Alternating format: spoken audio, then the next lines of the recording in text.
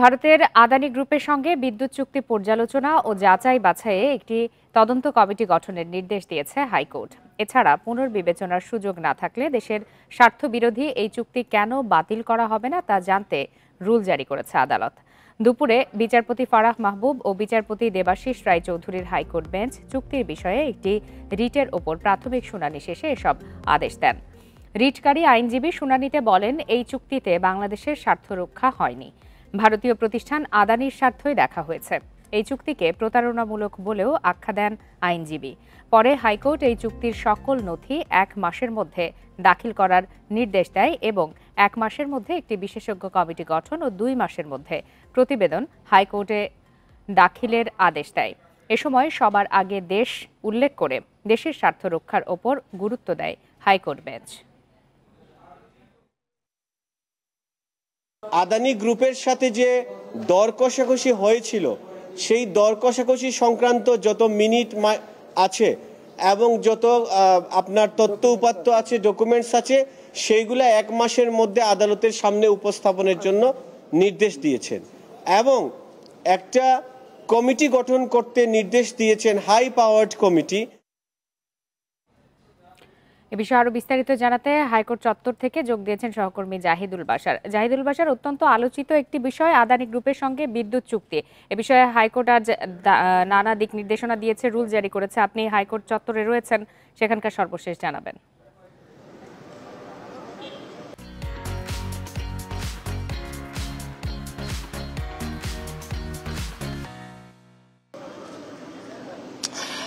দেখুন, আদানির সাথে আপনি ঠিকই বলছিলেন যে এই চুক্তিটা অত্যন্ত আলোচিত সমালোচিত। আদানির সাথে যেই বিদ্যুৎ চুক্তি হয়, যেটি 2017 সালের 5 নভেম্বর, তো সেই চুক্তির পরের থেকে কিন্তু গত আওয়ামী লীগ সরকার চুক্তি করেছেন, সেই সময়েই কিন্তু বিভিন্ন সময় এই নিয়ে আলোচনা উঠেছে।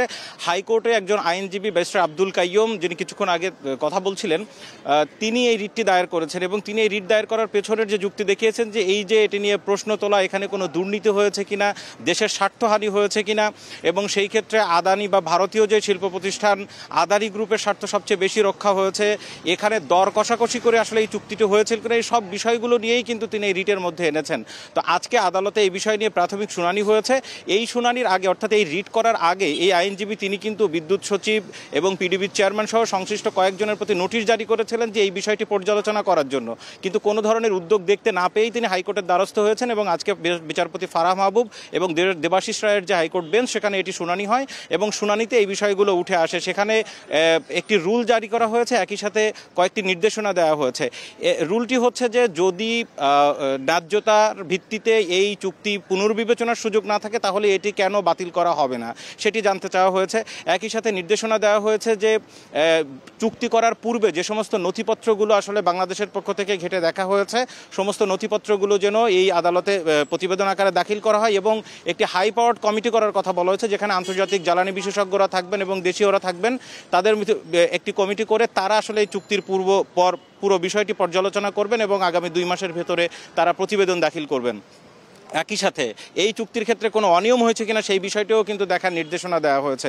দেখুন, আদানির সাথে যে চুক্তি করা হয়েছে, এখানে প্রথমে রিট করার পরে রিটে কিন্তু একটা বাড়তি সম্পূরক আবেদনও জমা দেওয়া হয়েছে। সেখানে অনেকগুলো বিষয় তুলে ধরা হয়েছে। আমি রিটের নথিগুলো দেখছিলাম, সেখানে আইনজীবী তিনি যেটি দিয়েছেন এবং এই বিষয়গুলো এর আগে অনেকবারই আলোচনা হয়েছে যে আদানির কাছ থেকে বাংলাদেশের যে বিদ্যুৎ ক্রয়ের চুক্তি, সেখানে ইউনিট প্রতি 14 টাকার বেশি পড়ে যাচ্ছে, অথচ ভারতের অন্যান্য প্রতিষ্ঠান থেকে, রাষ্ট্রীয় প্রতিষ্ঠান থেকে বিদ্যুৎ ক্রয়ের ক্ষেত্রে 5.5 পয়সা অথবা 8 টাকা আসছে, সেটি 8 টাকার মতো পড়ছে। তো সেই ক্ষেত্রে আদানির সাথে যে চুক্তি, সেই চুক্তিতে আসলে 14 টাকার মতো কেন পড়লো, এক্ষেত্রে বাংলাদেশের স্বার্থ কতটুকু রক্ষা হয়েছে। একই সাথে আদানির সাথে যে চুক্তি, সেই চুক্তিতে বলা হয়েছে ঝাড়খণ্ডের যে গড্ডা বিদ্যুৎ কেন্দ্র, যেটি আদানি গ্রুপ পুরোটাই বাংলাদেশের টাকা দিয়ে তারা নির্মাণ করছে এবং এই পুরো খরচ বাংলাদেশের কাছ থেকে নিচ্ছে, সেই চুক্তিতে আছে যে তারা অস্ট্রেলিয়ায় আদানি গ্রুপের মালিকানাধীন একটি খনি থেকে যে কয়লা আমদানি করবে গড্ডা পর্যন্ত, সেই আমদানি খরচ সহ পুরোটাই বাংলাদেশের কাছ থেকে নিচ্ছে। এই সব মিলিয়ে অনেকগুলো প্রশ্ন আছে, যার কারণে আদানি নিয়ে আজকে হাইকোর্ট পর্যন্ত এসেছে এবং হাইকোর্টের যেই হাই পাওয়ার যেই কমিটির কথা বলেছেন, তারা আগামী 2 মাসের মধ্যে কমিটি গঠন করার পরবর্তী 2 মাসের মধ্যে প্রতিবেদন জমা দিবেন, পর্যালোচনা করে দেখবেন যে এখানে আসলে দেশের স্বার্থ কতটুকু রক্ষা হয়েছে কি হয়নি। তখন আরো বিস্তারিত জানা যাবে এই বিষয়ের আসলে সর্বশেষ সমাধান কি। জি, জাহিদুল বাশার, আপনার কাছ থেকে বেশ কিছু তথ্য জানা গেল, ধন্যবাদ আপনাকে।